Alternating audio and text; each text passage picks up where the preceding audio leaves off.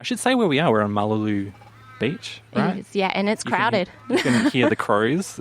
It's our third person in the podcast. There's this crow that's been talking above our head. We had motorbikes. Listen for the motorbikes.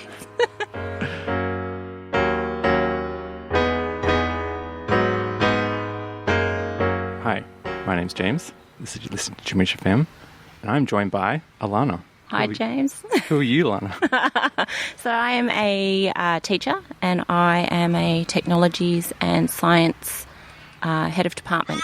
Also represent Google for different events as well.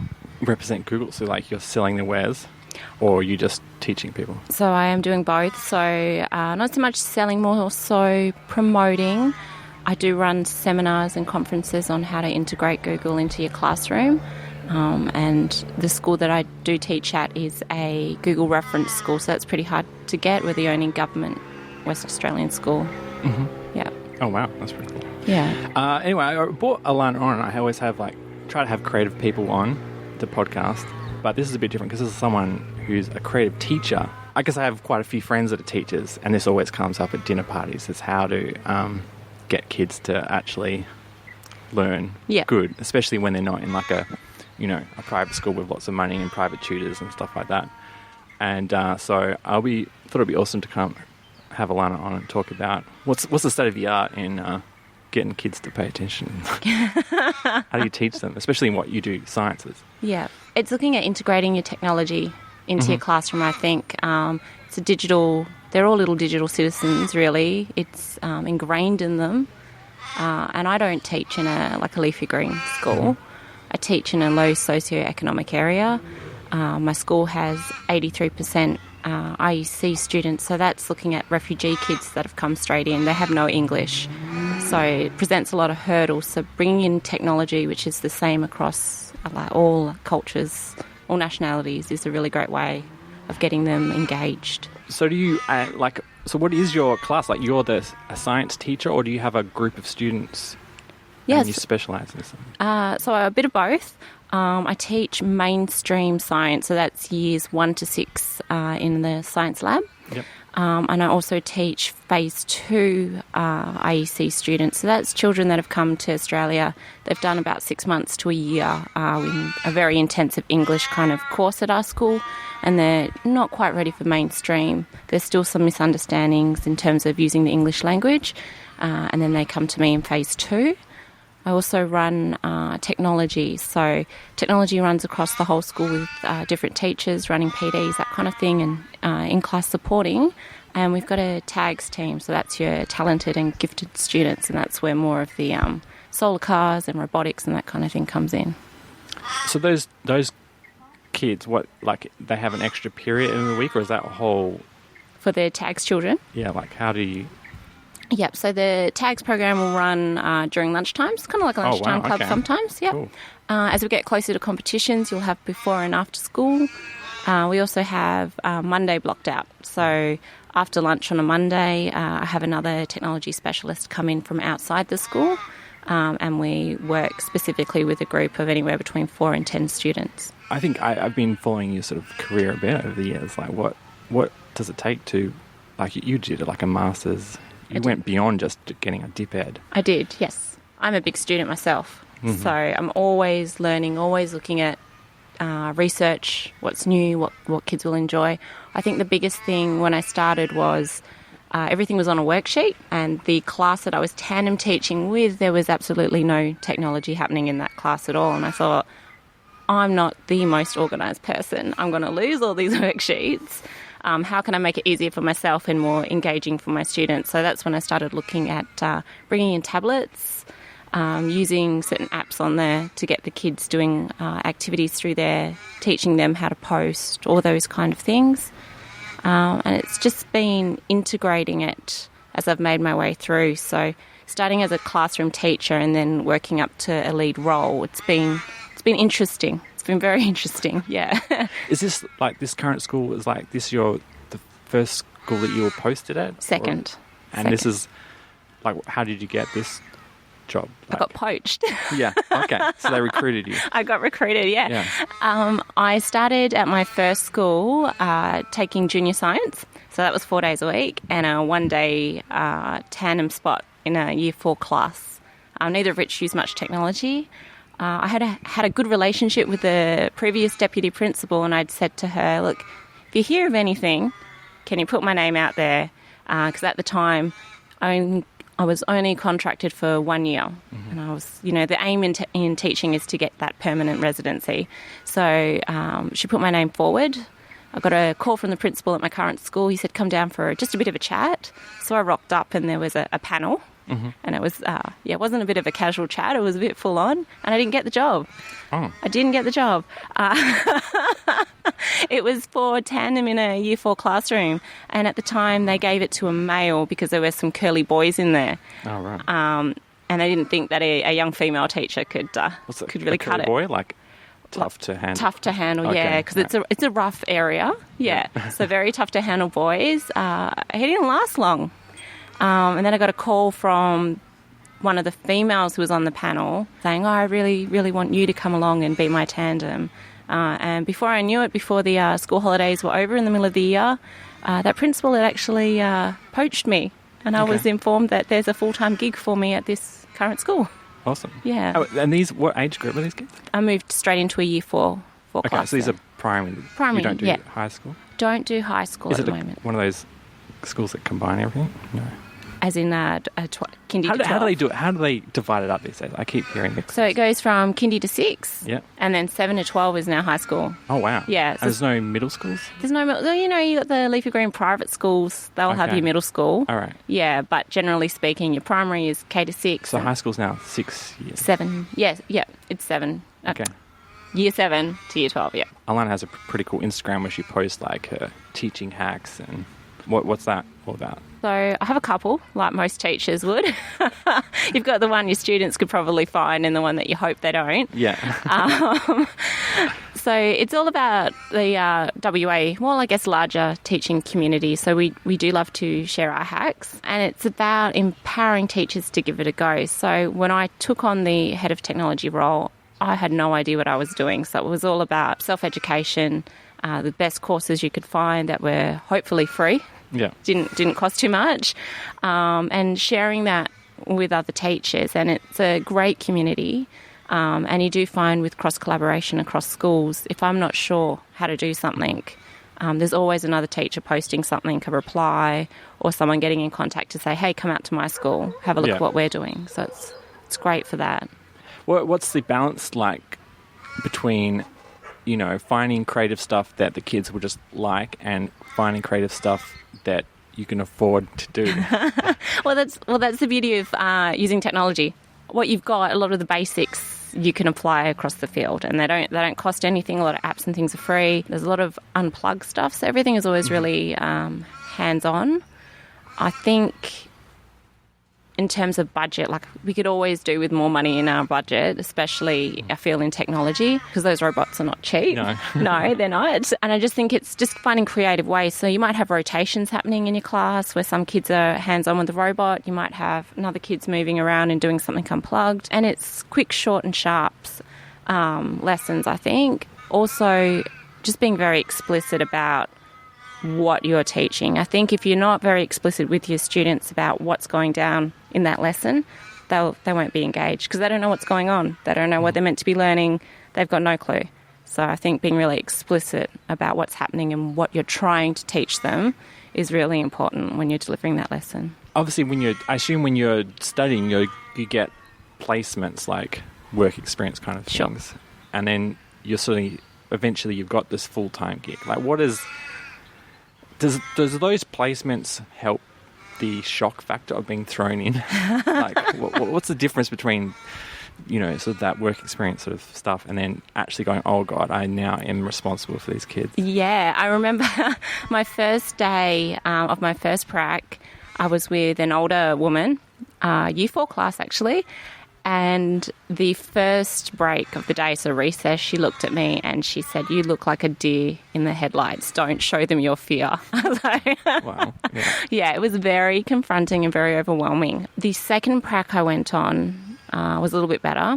The last one, I was fortunate to find a teacher that encouraged me to teach the way I was comfortable teaching, which is where I started to bring in a bit more creativity. So we had a real focus on Harry Potter at the time.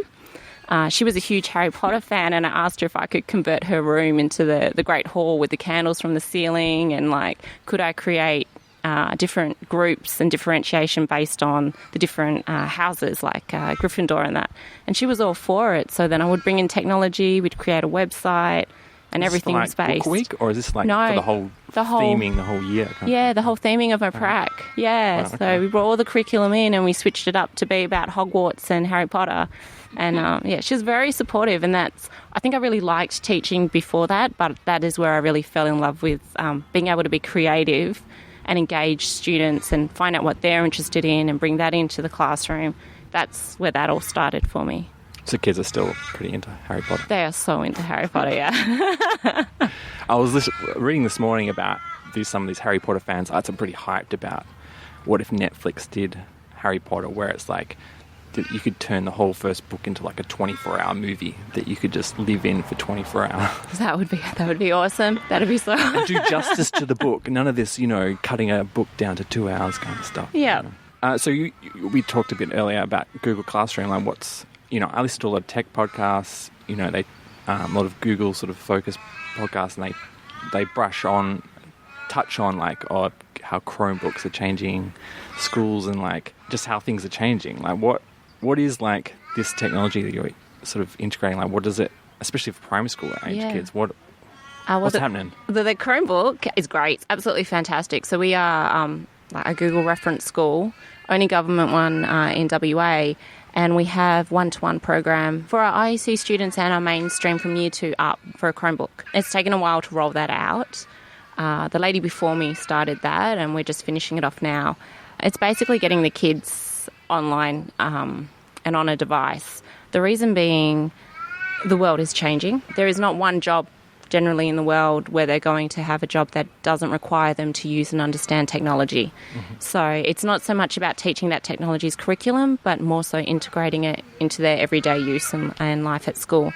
Some kids surprise you. They know exactly what they're doing and they're at it. Other kids need a lot of help. So your Chromebook automatically links up to the Google Education Suite. Obviously, you can choose guest rather than give your kids a one-on-one sign-in, and then you can go to whatever suite that you want. But the Google Suite has the equivalent of Word, Excel, PowerPoint. It's just docs, slides, sheets. It's the same thing, just a different company. But the beauty of it is when you integrate it into Google Classroom, the children are able to collaborate online together in the one document. Google Classroom will also allow you to differentiate. So not every child learns the same. Not every kid learns at the same pace or responds to the same kind of activity. So you can differentiate by choosing certain kids you want your lesson to go to and then pitching it at a different level for those other kids and shooting it out that way. So it works quite well for teaching, and it streamlines everything as well. So for people who don't know what a Chromebook is, I remember when it was introduced, the dream of the Chromebook is that you can just be given this hardware device, and then you log in with your Google account and it turns this just generic computer into your computer. Yes. Yeah. How is that dream? And obviously that's good for kids because they don't have to... what's the one-on-one program? That means every kid's allocated one? Yeah, every child has one. And they take it home, or is it just at school? No. So it belongs at the school. Yeah. So it's down as one of our, our assets. Every child has one because it obviously makes it a lot easier than trying to share a device. That needs to stay in their block. Mm-hmm. So we have lockdown areas, like most schools would, and the kids are taught how to take care of that device, what a good digital citizenship looks like, sounds like, feels like, all that kind of stuff before they're allowed to get online and have a go. The beauty is also you don't need to save anything. It's especially for children, they forget to save all the time. So automatically saving. And I can push out, if a teacher's asking for mathletics or reading eggs, any sort of education app, I can also push that out from the Google admin to every child. And again, I can differentiate. So if the lower years would like mathletics and the older years would like something else, I can just push mathletics to years 1 to 3, something else to the top end. Mm-hmm. Yeah, so it works really well. And I assume that kids that do are able to afford to have their own computer can log in from home? They can, yeah. So your login is set by our school domain. So I've got admin rights. I can see what they're doing. But the beauty also is that the Google Classroom and all those documents, if they've got homework, they can work on that at home. It's just the same as signing into your Gmail or your Google account. So probably even those people that can have a computer at home, it probably saves them having to lug a computer back and forth because they can just sort of go home and they're sort of in this seamless experience because it's in the cloud. It's in the cloud, yeah. Absolutely. It's a great communication tool as well. I mean, I was off for a couple of weeks last year with some surgery, and it was the 2 weeks before our big Lego League competition, and I couldn't be in the class to make sure that my kids were on track, but I could see all their work from home.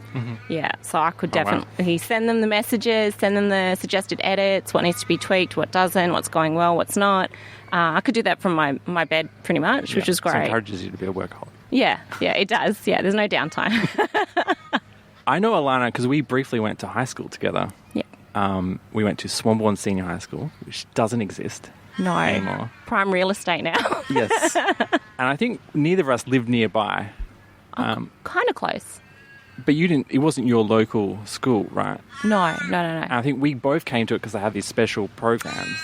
I came for a science and technology program. I think you came for ballet. I did. Like an intensive ballet course. Yeah. And we were kind of like isolated. I remember you guys were like, there was the ballet girls and we were part of the ATP kids, yes, the technology kids. And then there's the mainstream kids in between. I think they also had a deaf program for a while and they had the intensive language centre. They did, yeah. And there's all these little different groups that are connected together. And I was just wondering, like, what, you're now a teacher. Do you ever think back to that time, like, how much does, like, your experience as a student, like, inform what you do? Like, I ask my students their opinion all the time. Yeah. Nobody asked my opinion as a student. How do you, as a teacher and an educator, how do you know that your lesson was engaging? Mm-hmm. Or how do you know that that was the best way to deliver something if you don't ask? It's just as important to give them feedback on their projects and what they're doing in the classroom. I think it's really important as a teacher to grab feedback from your students, what they don't like about your class, what they would love to do in your class. I mean, we've just had week 1, and part of that class is always asking the kids, okay, our topic this term is chemical science or whatever it might be. What things do you want to see? What things do you want to do this term? And then I'll work about working that into their program. Mm-hmm. Yeah. I definitely found, because the one cool thing about this going to this school that was like far away from all my friends from primary school was that they had this very hands-on program, which is probably similar to what you do with your extracurricular stuff with that, where like we had to do an advanced maths and science course, which I had hated. I just wanted to be in the regular maths and science with the mainstream kids. But then what we did get to do is like we got to have like a full half day in a couple of other classes where we were called the sort of applied technology program, where we had to use what we learnt in maths and science to, like, say, I think our first year we had to build a bottle rocket and try and fly as far as we could. And so we had to use, and we had to climb, get a remote control car that's specially designed to go up very steep hills, and who could go up the steepest hill with their car. And you have to build it by hand. You can't just buy a remote control and car and mod it. And we built solar houses, so we had to learn about solar passive design, about keeping your house cool. We had to build a solar car and race it around a track. Yeah. And it was like all those other classes, my other classes that I did, I was struggling in. I had struggled to pay attention. But as soon as they were like, okay, you have to design a rocket to get as far as possible, I'm like, so how do we do that? It's like, well, you see in maths class you're doing learning about triangles and stuff like that. You got to work out your tans and your sins. See, I'm so out of touch. And suddenly you're like, oh, okay, I get to use these things that are just like stuff you have to memorize in those other classes. Then it's like I have to actually apply this to actually build a rocket and actually use the physics to go, oh, okay, all right. Now I get this whole because doing electronics on paper is just like, it seems insane to me. And I guess it's good learning how to plan out a circuit, but then suddenly when you actually have to make a vehicle work, you're like, oh, okay, I need to work out what the difference between series and parallel. And I did so much better in that classes because of having to apply, that suddenly that came back to where my grades in maths and science were terrible, and then I got better and better over the time. And I'm like, when is that?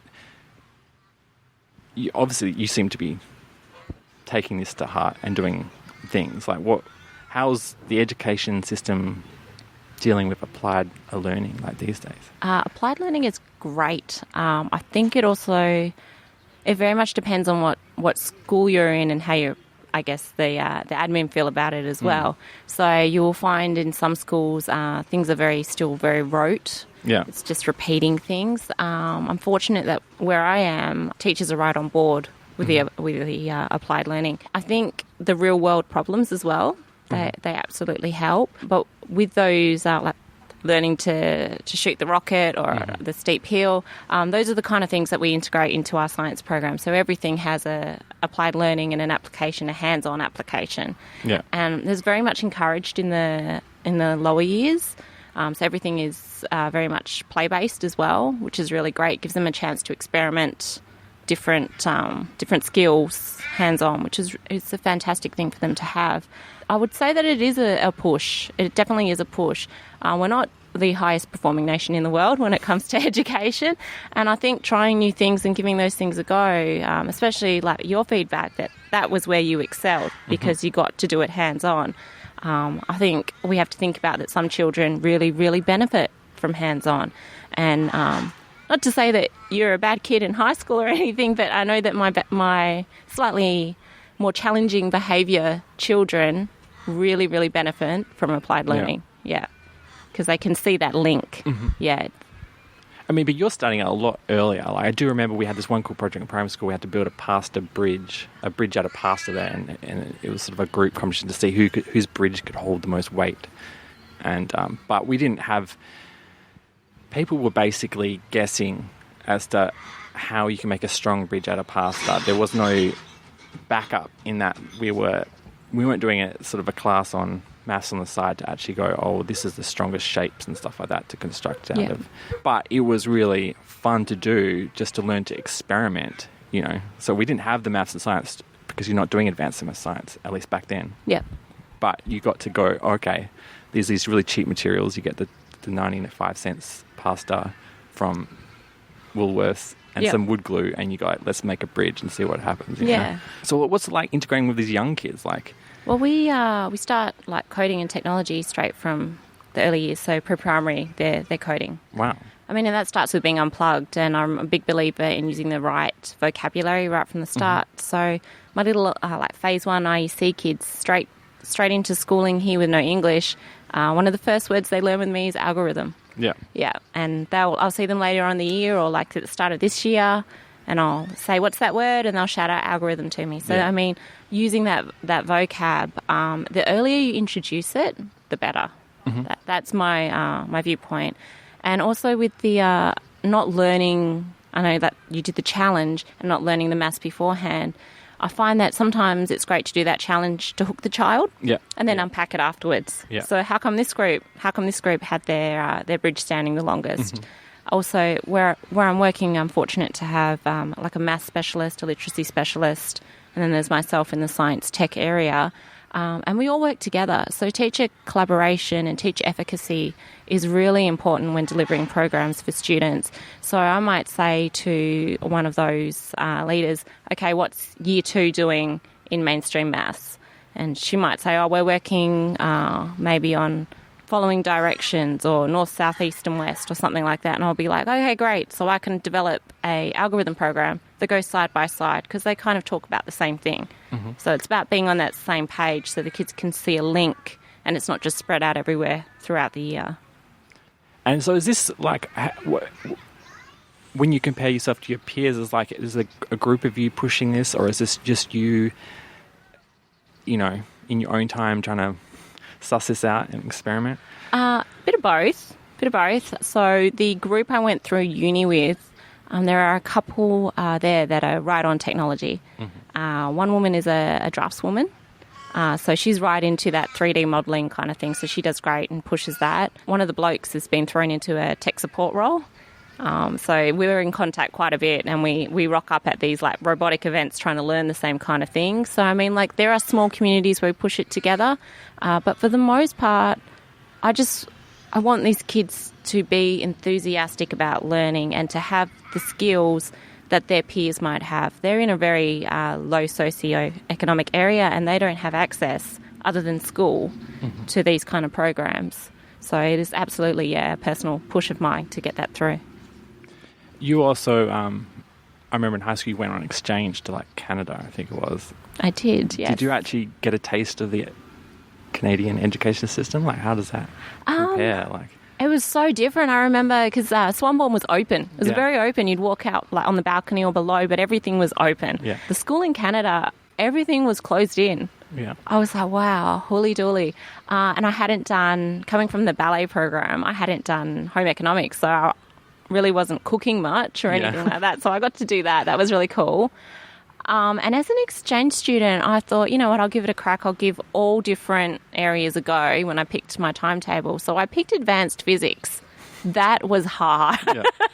That was extremely jumping hard. in year 9 or 10. Yeah. It's not like you're going from year 8 or something. No. Physics, No. That was intense. So, I mean, it was very textbook heavy. Yeah. Yeah. So I wouldn't so much get worksheets because you just write into your textbook there. Mm-hmm. Yeah. Oh, wow. Okay. Do they have pop quizzes like I see on American No. TV shows? I had no pop quizzes. Yeah. None. My knowledge of Canadian education system is Degrassi Junior High. The cafeteria is spot on. Oh, right. Yeah, Okay. yeah. So did you ever think about that when you now? For teaching? Like, was there anything good that they did? The pep rallies, they were great. Okay. Didn't never seen one of those like at Swanbourne.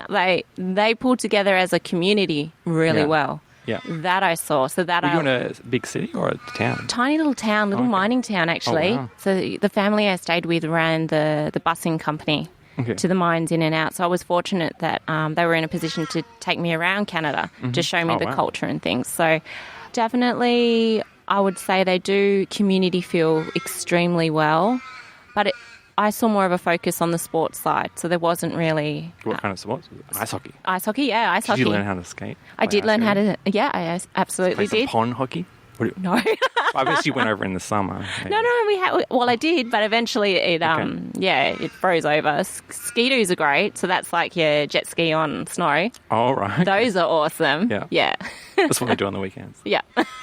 You mentioned that the thing that you've taken most from your experience is asking the kids for feedback. What kind of feedback are you getting from these kids? Like, some feedback's pretty funny, actually, because children are honest. Mm-hmm. They're very honest. If they were bored, they'll tell you they were bored. Yeah. Yeah. So, kind of feedback, things like. So we are doing chemical science this term across the school. I've had some kids ask if we can blow things up. I've said like, look, we're not blowing anything particular up in the school, but absolutely we can get on the oval and we can do some experiments when stuff shoots up in the air and all that kind of stuff. Some Mentos and stuff. Yeah, some of that Mentos and Coke action, yeah. So that kind of feedback. I also asked them, so we're trialling some other apps and things on their Chromebooks at the moment. So I had a group of Year 6 students come in and work with me yesterday. And I had them have a go. And I asked them, how hard was it? Did you prefer that to this one? Which one works better? Mm-hmm. So those kind of things. So feedback as well, not only in what they get to learn and do in class, but also in my role, what technology is working and which way they think they would like to go. So there's plenty of robots out there, but kids have their favourite and they have their favourite for different reasons. And that informs like where I spend my budget, really. Yeah. Okay. What's their world like these days? Like, do you like? I assume, do they have mobile phones? Yeah. I had so they all access the internet on like their department, like on their Chromebooks. They access the internet on their own department login.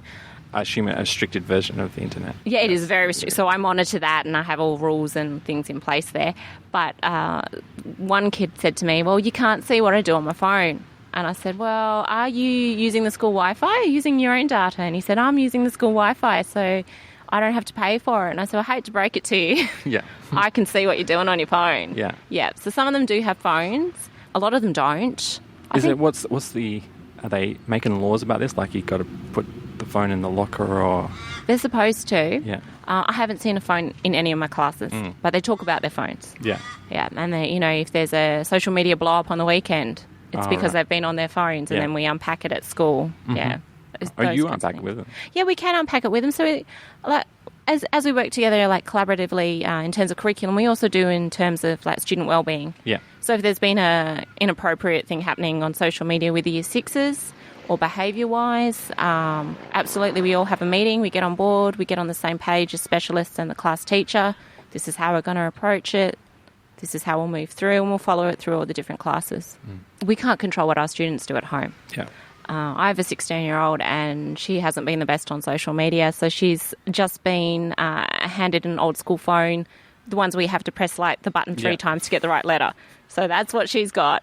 At school, it's mandatory for the kids to do 5 lessons on digital safety, digital citizenship, those kind of things, like looking at what's appropriate, what's not, consent, those kind of things, before they get to use devices. Yeah. Yeah. And they also need to sign a contract where I'm at. So if no contract, no device. Okay. Yeah. Wow.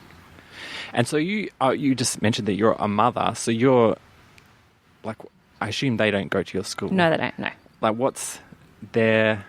Are you getting feedback from them, like looking at what their sort of schooling career is and like going, wow, how can I make this better for my kids, or yes, or take something, or yeah, I do. Yeah. I'm always looking over their shoulder when they're on their laptops at home, like doing their homework, and if they're on an interesting site or doing something that I haven't seen before, I'm like, what's that? Stop, explain it to me. Do you like it? Why do you like it? And I have taken things that I've seen them do into my own class. So absolutely, in terms of science and lessons, even robotics, I will do those lessons at home. So I will trial experiments in the backyard with them, and we'll learn to code certain new robots that I might get through. They'll learn with me, especially the younger one. So he's a 12-year-old boy. Oh, right. Yeah, so he's right into that. Must be a cool mum. Well, I don't know if they'd say that, but but I mean, I always loved helping my dad out when he was like, well, we're going to build a pergola in the backyard, and that's maybe my first touch of applied science, like, oh, you're going to have to measure out the wood and cut it, and, measure twice, cut once. Yeah, that's a good saying. Which I totally screwed up. Basically, when I was an adult, I remember a few years ago, I helped my dad build a fence, and I cut this thing wrong. It's like, what did I tell you? You've got the soft in your head. I mean, you're obviously dealing with this with a mother. Like, what's the whole screen time deal like? Sure. My kids, so my eldest one gets half an hour on social media. That's it, like on a device. So we recently had a blow up where an iPad that I thought had been well and truly retired was found hidden under some clothes. Okay, yeah. And I do know that she had Instagram, but there were also multiple Instagram accounts. So she had more than one. Yeah. Not being used in the best way. Yeah. So hence the old school phone. Yeah. So she gets the iPad's in my room now. She can't get that one, but her old phone with all social media and the one Instagram account that her father and I follow that we knew about, she gets half an hour on that. Yeah. And that's in front of us. Yeah. And it's with us by her side pretty much. They're sitting on the couch or whatever it might be. The younger one is really not interested. He's very introverted. He's a very quiet young man. He will spend ages on education apps. Okay. Yes. Yeah, which is bizarre. Yeah, but I'm more than happy to support him in that. Yeah. So things like Minecraft, which is sort of super creative. Yeah. And I don't know if you heard about Kerbal Space Program. Yeah. These little things that are like games, but they sort of allow you to be sort of creative, They do. So Minecraft Education has a whole curriculum-based program as well. Oh, wow. So we do bring that in at school so the kids can do Minecraft because it's something they already play and enjoy. Yeah. It's just the education version. Wow. Yeah. So you guys doing that thing where you can build a computer inside Minecraft? Not at the moment, no. I'll look into that. Yeah. When you are you talking to other parents about screen time? Oh, yeah. Both with your own kids and your students' parents? Yeah, absolutely. I did have a couple of years ago a student's mother come in, and then at another point the student's dad. The problem that we're having, this particular child was coming in quite quite late and very tired was that he wouldn't get off the device. And I think my advice at the time was, you're the parent. Yeah, you really need to make that call and be quite stringent and strict. In terms of education as well, I think technology plays a big part in them being able to do any homework from home. You just need to be quite vigilant. You can get programs that block certain sites and applications that you can run as a parent. The problem I face at my school is because they are quite fresh to Australia, the majority of them, they don't have that knowledge. They don't know about that. We do have parent information sessions, but you know how much they absorb or they get from that, I'm not sure. Yeah, I mean, it's not like it's really that much of a new thing. Like, I remember my mum having to cut down and say, look, only an hour of TV a day. Yep. And eventually got to, like, only TV on the weekends. And then it got to, like, when it got really serious, it was like only TV during the school holidays, you know.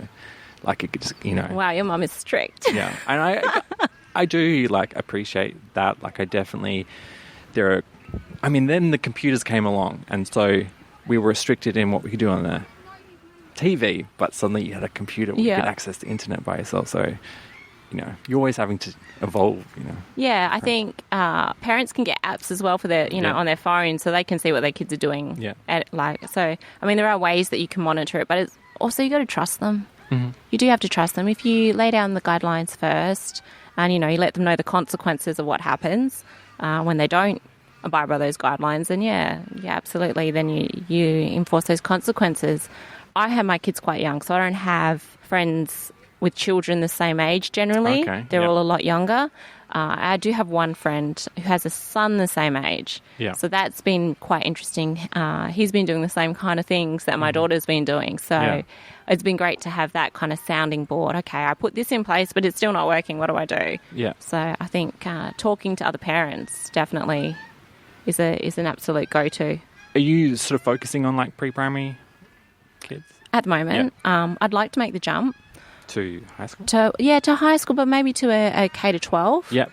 And also in that, I wouldn't mind actually doing more Google work. So I actually really enjoy the conferences and the training adults. It's been quite interesting and rewarding. And having teachers come through to my conferences or workshops and then contacting me afterwards to say, hey, I tried this, it was great, it worked. Yeah. Yeah, that's really rewarding. We've mentioned a few times that you talked about your kids with their robots and stuff like that, and I think they're made of Lego? Yes. What is the Lego robots thing? Okay, so you can, depending on your age, you can have different kinds of Lego robots. Yeah. So they're just varying complexity. So you've got your Milo, which is more etched at, ones and twos, that kind of thing. 3s and 4s, you've got your Spike. And above that, you've got the EV3. So and these are characters, or these are different robot models. Okay, so it's like a kit. A kit. It comes in a big kit on a trolley if you've got the money. Your little special organisation system has all the different parts in there. They have a brick or a little central processing unit that comes with it, and the kids code on their Chromebooks and transfer it across to the block or the brick. And then off it goes. Now, the beauty of Lego is that they can change it, build it, add motors, take away motors, lift it up, put it down, whatever they want to do. They can change the robot to suit whatever the purpose may be. Yeah. Yeah. And you're saying there's a competition. Yeah, so last year I took the kids, my special extension group kids, to Lego League. So Lego League is great. So it also generated a lot of interest in the school. So I've had a lot of kids ask me this year, can they be on the team? Yeah. Which is great because it's getting the kids involved in technology and really getting them excited. So Lego League is run by First Robotics, which is a big company, and it's run internationally. I was lucky enough to participate as a teacher, as a coach, and as a judge as well. So what it involves is a real-world problem. So last year it was City Shaper, which was about public spaces and how the community can use them. So there is a coding round where they need to go through and complete missions. So that's with their little EV3 robot, adjusted to however it may be. And that's from 10-year-olds right up to year 10. So you might have little year 5s competing against year 10s. So it's quite intense. In addition to those missions, they've also got an innovation project. So the brief was to find a community space that's not being used to its full potential, find a problem and find a solution. So they had that. And the third part of that program is working as a team. So collaboration and community spirit, your core values. So just one team, or is there multiple teams? It's up to you. So each team costs $400. So it's quite a pricey thing to do. We were lucky to get sponsored by Google last year. But I found having a team of 10 was very chaotic, so I will be trimming that down this year. I might have 2 teams of 4, perhaps, yeah. And do they have an inter-school competition to see who makes it to the wider things? No. Or both teams enter? I would enter both teams, I think. Yeah, both teams. So there were heaps of regionals around Western Australia last year. And then from there, they go to the States at Curtin University. And the winners, a couple of winners there, will go over to the Eastern States. And from there, they go to Worlds. So, I mean, the goal was just to get them involved and excited last year, but they came back with a trophy. So I was so stoked and so proud of them, especially when a couple of the kids told me their parents... So where did they win the trophy? They won the trophy at their regional comp. Okay. Yeah. And where would that be? So their regional comp last year was in Carrama. Okay. Yeah, St. Stephen's in Carrama, yeah. There were, I think... And then they go to another thing after? Yeah, so there were 28 teams, I think, at Carrama. Yeah. The Armidale Regional, I judged at, I think there were close to 40 teams. So it's quite big. And then they go across to Curtin if they place within, I think, the top 5 or top 4. Yeah. So winning the regional, there's no, they just look at the scores from all around and then pick the top 5, or do they have another competition? It's quite complex, actually. Okay. Yeah. I thought it was that easy too. And then I went and did the judging and I was like, wow, because then you have to deliberate for so many hours afterwards and go like... So they have a big giant spreadsheet. Yeah. Love a good spreadsheet. Certain points go towards robot design, robot mechanism, core values, innovative project, real world application, those kind of things. And then that gets evened out and then your mission score gets added on top of that. Yeah. So you could bomb out in everything but really, really be the absolute top in your mission score and still get through. Yeah. Yeah. So my kids got judge's choice predominantly for their core values. So they work really well as a community, which is what we try to push at my school. And it was also upon judging on the next weekend when I was told, when I asked other judges, how come my kids didn't get a better score? They actually came up in all the categories as a top 5, but didn't get a high enough mission score. Yeah. So that tells me that this year we really need to drill in that coding skill and solving those missions, yeah. Obviously, they're a team and they've got to have the skills to build the Lego and code it. But, obviously they're learning teamwork as well. How do you arrange roles in a team? How do you work out who's sort of signing off on the code and who's organising? I don't know. Is there anything like the head techie person kind of thing? Yeah. I guess it's giving them all an opportunity to try everything first, giving them the skills first, and watching how they apply those. Some people put their hand up and said, "Hey, I don't want the pressure of being out on the field with the mission because you have an audience and it's 3 rounds of 2 minutes and it's being timed and people are shouting at you." And some kids don't really respond well to that. So I had a couple of kids say, "Hey, can I just focus on the innovation project," which is more about designing a solution and delivering a presentation. So some kids will put their hand up. Other kids, if you see a leader in coding, like we did have a leader in coding last year, you allocate him as the head coder. Yeah. And then you divvy up your teams for each round depending on their strengths or weaknesses, those kind of things. Yeah, I did. Obviously, this is a bit beyond, but we did a solar car competition, and that was our big main end of program project. And I was obviously not the strongest in my maths and science, so I didn't get put really in the technical side. But they had to pick a leader because it was these real nerds that are really good at coding the machines that we would use to, CNC machines that you to we didn't have 3D printing back then, but they had machines that grind things down, turn a piece of plastic into a wheel or something like that. And I was put in charge of leading a team. And so you have to get all the parts. You have to get the guy who's really good at the electronics to combine with the guy who's really good at running the CNC machines that builds the frame that you put the motors on.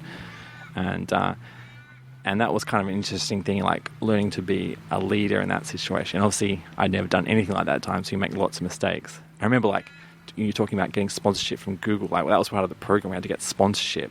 But this was the back in the day where there wasn't really... Email wasn't taken that seriously. So I had to send out... I remember at the start of the year, I sent out all these, letters asking companies for sponsorship. And we got to the end of the year and we did the competition.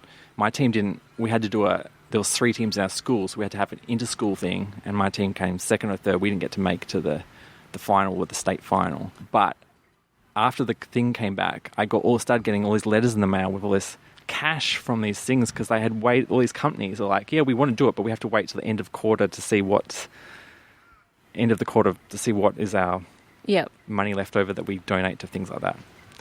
So, but then Swanbourne closed down sort of after I left. So I don't know if they ever got to use that money in the next year. Where did the money go? Yeah. One of the teachers maybe scraped it off. But that was, it was pretty exciting having to, as a 15-year-old, just to write a letter to a company asking for sponsorship. And then we had to, take their logos and we have to request the proper logos so we can print them on our shirts. And I never got into engineering, but a lot of the skills I learnt from that, I took into other stuff that I've done, like shooting a short film. It's like managing a project, You have to have all these different people, get them working on their departments and bring it all together. And it was a really cool kind of experience. But obviously, year 4 kids probably not worrying about this. Probably not wanting them to go out and approach sponsorship. Yeah. But they are probably having to learn to work as a team, I assume. Yeah, they are. And our science program, I have teams of 3 in each science class, and they're all competitive, so they all have team names based on the school values. Okay. And they all earn points, and there's a leaderboard up on the wall, and it's it's a comp between their class, and it's a comp through the whole school. But the reason we have teams of 3 is you have specific roles. So you have your manager, your speaker, and your director. So each one is responsible for certain tasks. So there's the same kind of thing, and that runs straight from our little year 1s. So we do actively encourage that learning, and we like to switch up the roles a bit, so no one's ever the same. You get a chance. That sounds awesome. What's to finish off, what's in the future? What are you excited about in the future? The robotics. Yeah. Really excited about the robotics. When I headed out to Curtin Uni for the States, to judge at the States, I was so excited about all the robotic stuff that the university was doing. Yeah. And I said to my mate who I was judging with, man, if I had my time over again, I would be studying mechatronics. I would be doing something like this. Yeah. I'm a big encourager of also having the role models up in my classroom. So I've got STEM scientists, technology whizzes, everyone up on my walls, and we have open discussions with the kids about who they are and what they've created. Mm-hmm. And I think innovation and robotics is what I am most excited about, and encouraging children to think outside the box and not restricting them by giving them too many, rules about what they have to achieve, letting them be creative at the same time applying it across technology and science. I've been hearing about Amazon is now selling a remote control car that has cameras on it, and they're trying to get schools to learn machine learning, and they have to get this remote control to navigate by teaching the machine how to do it using machine learning. And I'm just like, whoa. Actually, one of the... But if you're getting these kids coding in primary school, by the time they get to high school, they probably have a huge knowledge base. Well, they have... We've got a little robotics, like most schools do, but one of the kids said to me, I was like, how could we use this dash and dot, it's a little sturdy blue thing, to solve a problem that we've got. Mm-hmm. And one of the kids said, rather than sending a kid as a runner with a message to the office, we could code it. Yeah. To, put the message on it and code it to go down, or code it to get there and then speak, because these robots speak. And I was like, wow, that's awesome. Yeah. Yeah. I don't know. Anyway, this stuff really excites me, even though I'm not a teacher. But, I follow SpaceX. I'm a big space nerd, and they have their Hyperloop competition, which is they get university kids to compete to send a go-kart down a vacuum tube as fast as possible. And it's just I am so jealous of those kids. I wish we had... I got to experience that a little bit with the solar car competition. Yeah. But then after year 10, when we got year 11 and 12, this all goes out the window. Now you've got to focus on just getting the best score in the TEE, and all the actual applied stuff goes right out the window, because you're literally learning how to pass the test, not about the things that you that I just know. barely scraped through. I got like, literally the sea of C's. Got the bare minimum to get into the course I wanted to. And literally as soon as I walked out of year 12, like that stuff, a lot of the maths and science just went out of my brain. I think we're on that note, I think giving kids the opportunity to respond to questions that like demonstrate that they have the knowledge, not just on pen and paper, is a really big thing. So, I mean, like we use our technology, our apps and things, and the kids have the opportunity to demonstrate their knowledge in more than one way, especially with the school that I'm at. Yeah. They don't have those English, that vocab. So finding other ways for kids to demonstrate that, is really key. I mean, they're not... If you sit in your science test, it shouldn't be about how well you put together a paragraph. It should be about your knowledge and what you can demonstrate. Yeah. Awesome. Well, it's been awesome having you on. Thank you. Really hearing about what's going on. Yeah. What's the state of the art in teaching in WA in 2020. But yeah, it's been awesome checking out what's going on. Thanks Thank for coming you for having me. Thank you so much. Do you want to give out your teaching Instagram if people were interested? Yeah, sure. So teaching Instagram is Mrs. M Gets Her Teach On. Yeah. Cool. I'll put the link in the show notes if you can find that, or it'll be at jimmyshfam.com. But yeah, thanks for coming on. Thank you. Awesome. Cheers.